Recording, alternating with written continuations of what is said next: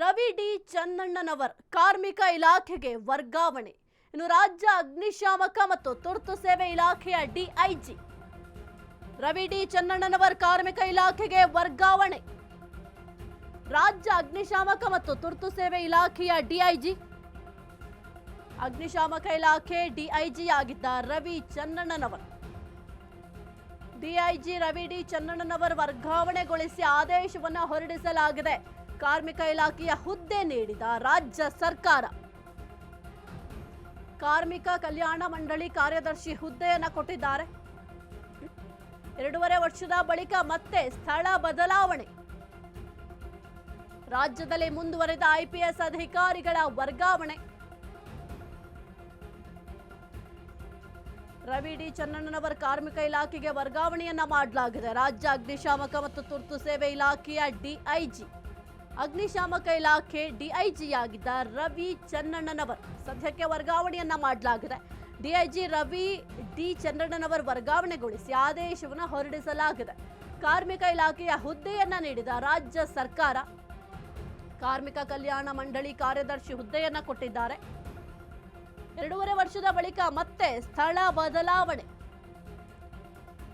ರಾಜ್ಯದಲ್ಲಿ ಒಂದು ಐಪಿಎಸ್ ಅಧಿಕಾರಿಗಳ ವರ್ಗಾವಣೆ ಮುಂದುವರಿತಾ ಇದೆ.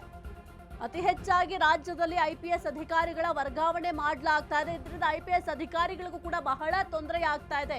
ಯಾಕಿಷ್ಟು ಪ್ರಮಾಣದಲ್ಲಿ ಐಪಿಎಸ್ ಅಧಿಕಾರಿಗಳ ವರ್ಗಾವಣೆಯನ್ನ ಮಾಡ್ತಾ ಇದ್ದಾರೆ ಅಂತ ಸಾಕಷ್ಟು ಆಕ್ರೋಶಗಳು ಕೂಡ ವ್ಯಕ್ತವಾಗಿತ್ತು. ಆದ್ರೆ ಈಗ ಮತ್ತೆ ಈ ಒಂದು ಐಪಿಎಸ್ ಅಧಿಕಾರಿಗಳ ವರ್ಗಾವಣೆ ಮುಂದುವರೆದಿದೆ. ಇನ್ನು ಅಗ್ನಿಶಾಮಕ ಇಲಾಖೆ ಡಿಜಿ ಆಗಿ ಸದ್ಯಕ್ಕೆ ಡಿಐಜಿ ಆಗಿ ವರ್ಗಾವಣೆಯನ್ನ ಮಾಡಲಾಗಿದೆ. ಡಿಐಜಿ ರವಿ ಡಿ ಚನ್ನಣ್ಣನವರನ್ನ ವರ್ಗಾವಣೆ ಮಾಡಲಾಗಿದೆ. ಕಾರ್ಮಿಕ ಇಲಾಖೆಯ ಹುದ್ದೆಯನ್ನ ರಾಜ್ಯ ಸರ್ಕಾರ ಕೊಟ್ಟು ವರ್ಗಾವಣೆಯನ್ನ ಮಾಡಿದ್ದಾರೆ. ಈ ಒಂದು ಆದೇಶವನ್ನು ಕೂಡ ಹೊರಡಿಸಿದ್ದಾರೆ. ಆದ್ರೆ ಇಷ್ಟರ ಮಟ್ಟಿಗೆ ಯಾಕೆ ಐಪಿಎಸ್ ಅಧಿಕಾರಿಗಳನ್ನ ವರ್ಗಾವಣೆ ಮಾಡ್ತಾ ಇದ್ದೀರಾ? ಮುಖ್ಯವಾಗಿ 2.5 ವರ್ಷದ ಬಳಿಕ ಮತ್ತೆ ಸ್ಥಳ ಬದಲಾವಣೆ ಮಾಡಿದ್ದಾರೆ ಎಂಬ ಆರೋಪ ಕೂಡ ಸದ್ಯಕ್ಕೆ ಕೇಳಿ ಬರ್ತಾ ಇದೆ.